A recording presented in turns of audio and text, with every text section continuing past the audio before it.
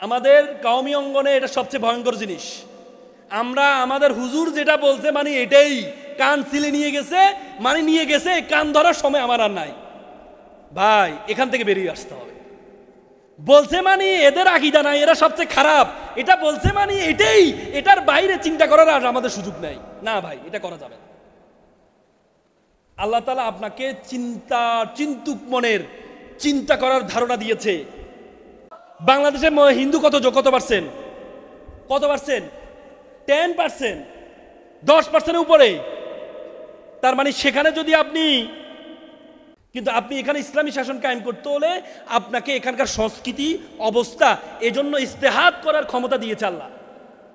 ইস্তেহাদ বলে যে আজ-জুররাতু তাবিয়াল মাজুরাত, প্রয়োজনে নিষিদ্ধ বস্তু সিদ্ধ হয়, বলে না? আপনি গবেষণা করলেন, যদি ভুল হয় 100 বলে না? আরে ভাই বলেন না, ভুল হলে আমাকে বলবেন,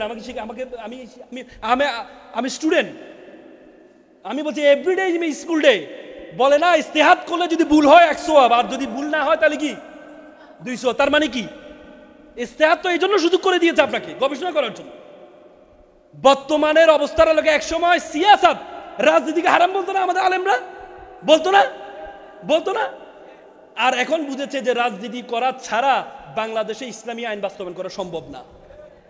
বলেছে কিনা? বলেছে। তাহলে কেন আমরা সবসময় পরে বুঝি, আগে বুঝতে হবে। সবকিছু হারানোর পরে বুঝি আমরা। সেজন্য ইনশাল্লাহ বলা হয় তাকে ইনশাল্লাহ 3 ধরনের। একজন হল ইনশাল্লাহ 3 ধরনের, একটা ইরানি ইনশাল্লাহ, একটা পাকিস্তানি ইনশাল্লাহ, একটা বাংলাদেশি ইনশাল্লাহ। ইরানি ইনশাল্লাহ মানে করবই, আর পাকিস্তানি ইনশাল্লাহ মানে মেবি মে নট বি, করতেও পারে নাও করতে পারে, আর বাংলাদেশি ইনশাল্লাহ মানে করবই না। তো ভাই আমার বাসা আপনার দাওয়াত, ইনশাল্লাহ ভাই যাবো মানে যাবোই না, সেই ইনশাল্লাহ হবে, করতেই হবে। ধর্মীয় শিক্ষার পাশাপাশি জাগতিক নলেজ অর্জনের মাধ্যমে আজকে পেট্রো ডলার বানিয়ে আজকে পৃথিবীর যত ধরনের বড় বড় তেলের আছে, খনিগুলো আছে, স্বর্ণের খনিগুলো সব মুসলিম রাষ্ট্রে, কিন্তু তেল বিক্রি হয় কার মাধ্যমে? পেট্রো ডলারের মাধ্যমে। সেই পেট্রো ডলার কন্ট্রোল করে কে? আমেরিকা। বুঝেন নাই? এজন্য আপনাকে সেই জায়গায় তৈরি হতে হবে, সে জায়গা যদি আপনার ইসলামের সূরা বাকারার প্রথম আয়াতটি আলিফ লাম মিম, এখানে বড় শিক্ষা হচ্ছে আপনাকে অবস্থার চাহিদার আলোকে যোগ্য হতে হবে।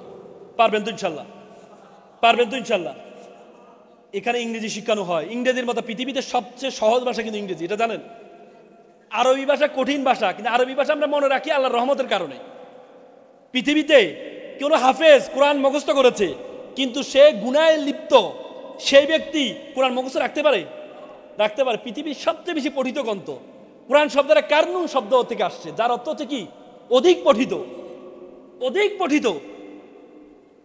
সে অধিক পঠিত গ্রন্থ হচ্ছে আল কোরআন। সে আল কোরআনকে গবেষণা করছে তারা, কিন্তু আল কোরআন মুখস্থ থাকে শুধুমাত্র আল্লাহর রহমতের কারণে, তাহলে সম্ভব না। পৃথিবীতে সবচেয়ে সহজ ইংরেজি যে আমাদের আন্তর্জাতিক ভাষা কেন হয়েছে জানেন? শুধুমাত্র ফ্লেক্সিবিলিটির কারণে, সহজলভ্যতার কারণে। বাংলা বর্ণ কয়টা বলুন তো? বাংলা বর্ণমালা কয়টা বলুন তো? বাংলা বর্ণমালা কয়টা? জোরে বলেন, বাংলা বর্ণমালা কয়টা? আমি বুঝি নাই। আমি একটু আপনাদের আইকিউ দেখবো যে আপনাদের অবস্থা কি। বাংলা বর্ণমালা কয়টি? 50টি। এর বিপক্ষে কেউ আছেন? হ্যাঁ, কয়টি? বোকা মনে হচ্ছে না? ওনাকে দেখতে বোকা মনে হচ্ছে না? আপনারা সবাই মানি না, বন্ধু কি মানে না, জানি না, সবাই মানে না, আমিও মানি না। আপনারা সবাই বলেন 50টি, উনি বলেন 1টি, তাহলে উনি বোকা না নাকি? বলেন না। নতুন কিছু বলে এরকম বোকাই মনে হয়, কিন্তু বাস্তবিক আল্লাহ রাসূলের প্রথম এর বোকা বাস্তব মানুষ, এর বোকা, কিন্তু আরো বোকা, নতুন কিছু বোকাই মনে হয়। কিন্তু কথাটা এটাই সত্য। বর্ণমালা হচ্ছে একটা, বর্ণের মালা, বর্ণ নয়। ফুলের মালা যদি বলি যে এখানে ফুলের মালা, বললে আপনি কি বলবেন 30টা ফুল আছে মানে 30টা ফুলের মালা বলবেন? বর্ণের মালা, যে মালার মধ্যে অনেকগুলো বর্ণ, 50টি বর্ণ হয়, সেটি হচ্ছে বর্ণের মালা। বর্ণ হচ্ছে 50টা, আর বর্ণমালা কয়টি? কয়টি? সামেনা ও আতান, আগে শুনতে হবে। এই জন্য আল্লাহ কান দিছে 2টা। আল্লাহ কয়টা দিছে? মুখ দিছে কয়টা?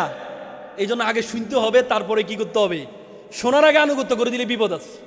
জন্য আহমেদ এডুকেশনের মতো প্রত্যেকটা জায়গায় এক একটা এডুকেশন তৈরি হইতে হবে, যে এডুকেশন শুধুমাত্র জাগতিক নলেজ, যে জাগতিক নলেজ দিয়ে আজকে 15-20 বছর আমরা দেখেছি আমাদের দেশের জাগতিক যে প্রতিষ্ঠানগুলো আছে, সেই প্রতিষ্ঠানগুলো যারা শিক্ষিত, যারা বাংলাদেশকে পরিচালনা করছে, তারা হাজার হাজার কোটি টাকা দুর্নীতি করে দেশকে দেউলিয়া বানিয়ে ফেলেছে।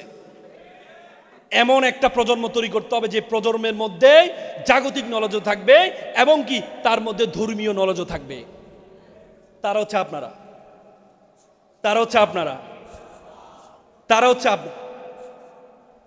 মুসা আলাইহিস সালামের যুগ ছিল জাদুবিদ্যার যুগ।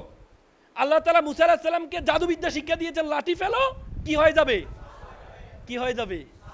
সাপ হয়ে যাবে। এখান দ্বারা শিক্ষা কি রে ভাই? শিক্ষা কি? এখান দ্বারা শিক্ষা হচ্ছে you have to be according to demand of situation. অবস্থার চাহিদার আলোকে, যেটা আরবিতে আপনাদের বলে মুক্তাদাল হাল, নাকি?